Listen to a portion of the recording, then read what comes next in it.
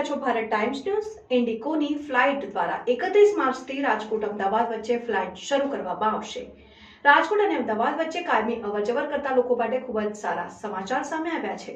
રાજકોટ અમદાવાદ વચ્ચે ફ્લાઇટ સેવા શરૂ કરવામાં આવશે। આ ફ્લાઇટ અઠવાડિયામાં 6 દિવસ રાજકોટ અમદાવાદ વચ્ચે ઉડાન ભરશે। રાજકોટ એરપોર્ટ પરથી આ ફ્લાઇટ બપોરે 3:30 વાગે ટેક ઓફ થશે અને અમદાવાદથી આ ફ્લાઇટ બપોરે 2:35 ટેક ઓફ થશે। રાજકોટનું હીરાસર એરપોર્ટ એ ઇન્ટરનેશનલ એરપોર્ટ છે, જો કે હજુ સુધી ઇન્ટરનેશનલ હવાઈ સેવાઓ હજુ શરૂ થઈ નથી। 31 માર્ચથી રાજકોટ અમદાવાદ વચ્ચે આ હવાઈ સેવા શરૂ થવા જઈ રહી છે। ઇન્ડિગોની ફ્લાઇટ દ્વારા 31 માર્ચથી રાજકોટ અમદાવાદ વચ્ચે ફ્લાઇટ શરૂ કરવામાં આવશે। આ ફ્લાઇટ રાજકોટ હીરાસર એરપોર્ટથી સરદાર વલ્લભભાઈ પટેલ અમદાવાદ એરપોર્ટ વચ્ચે ઉડાન ભરશે। આ ફ્લાઇટની ટિકિટના ભાવ 3160 રૂપિયાની આસપાસના રહે તેવી શક્યતા છે। ત્યારે અહીંથી વિદેશ પ્રવાસી જનારા લોકો અમદાવાદ પહોંચીને ઇન્ટરનેશનલ ફ્લાઇટ પકડી શકશે। જોતા રહો ભારત ટાઈમ્સ ન્યૂઝ।